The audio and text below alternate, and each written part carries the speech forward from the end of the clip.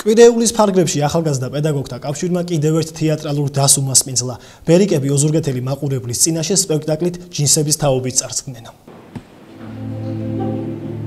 დათო ტურაშვილის რომანი ჯინსების თაობა დღესაც არ კარგავს აქტუალობას.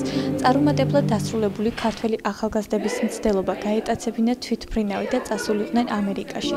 დაღუპული ეკიპაჟის წევრები და გამტაცებლები. გადარჩენილი გამტაცებლების ნაწილი და მათი წარსდგომა სასამართლოს წინაშე.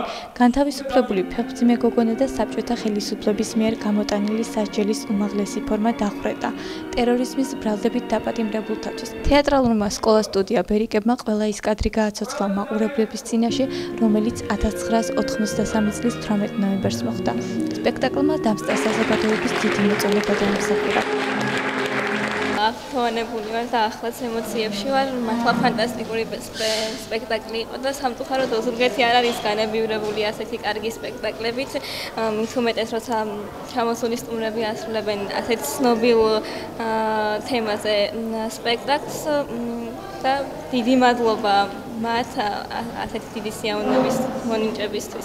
მთელი სპექტაკლის განმავლობაში მდენად დავიცალე ემოციებისგან, რომ მართლა ვეღარ ხვდები რა უნდა თქვა. სასიამოვნოდ გაოცებული დარჩი. ბერიკები ძალიან ცნობილი დასია და ველოდი რომ ძალიან კარგი იქნებოდა, მაგრამ ნანაღმა მოლოდის გადააჭარბა.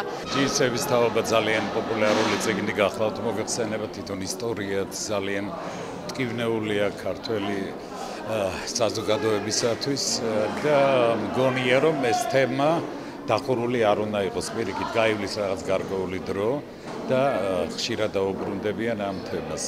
მე უბრალოდ ჩავთვალე რომ ეს ახალგაზრდებისთვის ძალიან საჭირო იყო, ამავე დროს ძალიან კარგი მასალა იმისათვის როგორც მსახიობები გაიზარდონ.